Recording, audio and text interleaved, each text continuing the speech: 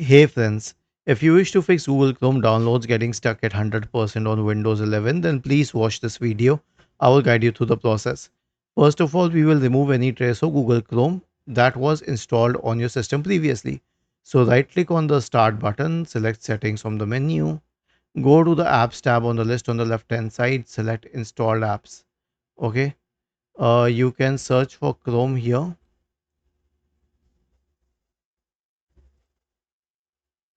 Click on the three dots here, uninstall it, uninstall it. Okay, make sure that it is completely uninstalled,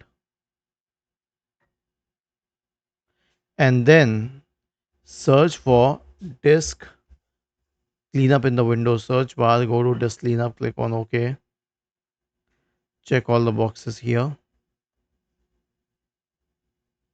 click on OK and select delete files and make sure that it's completely deleted.